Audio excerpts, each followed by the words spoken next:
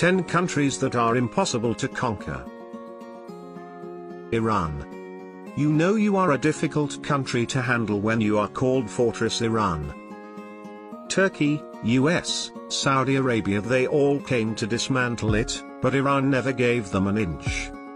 500,000 soldiers, 137 aircrafts, 1,658 tanks, they are always battle ready. And add to it the difficult terrain of Iran, the conquest seems even more difficult. Australia.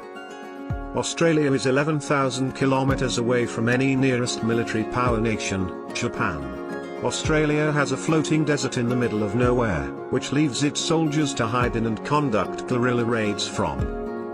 Fun fact, Japan did actually plan to launch a counter on Australia, but it abandoned its plan for the same reasons. Russia. Neither Napoleon nor Hitler could invade Russia. If two most powerful rulers couldn't get it, then imagine how hard it is to invade Russia.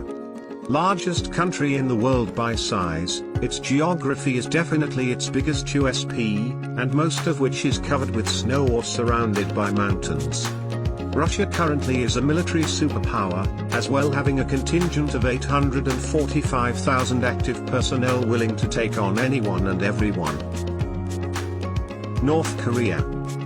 A country defined by its leadership, a nation known by its ruler Kim Jong-un. It is another country which isn't easy meat by any means. Million active soldiers, 4,200 tanks, 222 battle helicopters, it is one of the biggest military assembles. Its aggressiveness keeps all other superpowers on tenterhooks, and an escalation is something which keeps everyone on their toes. Bhutan. This one is surely a surprise. Located in the Himalayas, having an army of only 6,000 with no air force or artillery. But, Bhutan belongs to that small bunch which has never been invaded, primarily owing to its difficult terrain. Located at 3,000 meters above sea level, the country is capable of causing altitude sickness. Israel.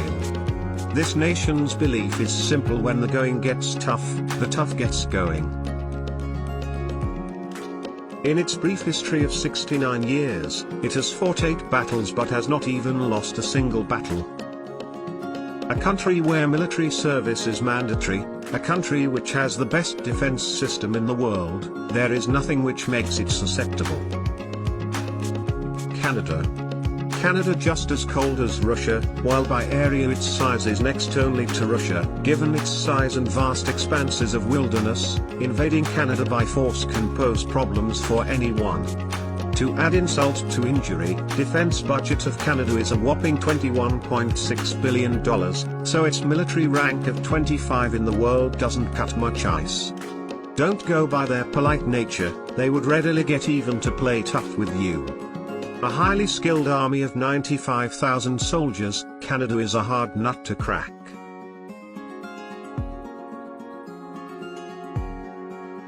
Switzerland. National Redoubt, Switzerland, is a defensive plan adopted by the country which uses the Alps as a roadblock to any invasion.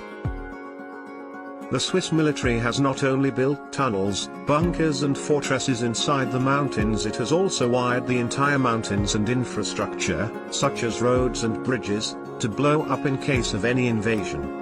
This will cause the invading party to waste time and energy in finding proper entry routes into the country.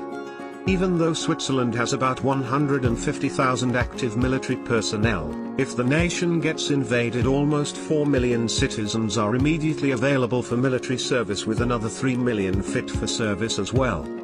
Basically, in a heartbeat, the nation gets all of its able-bodied citizens ready to pick a fight with the invaders. Japan.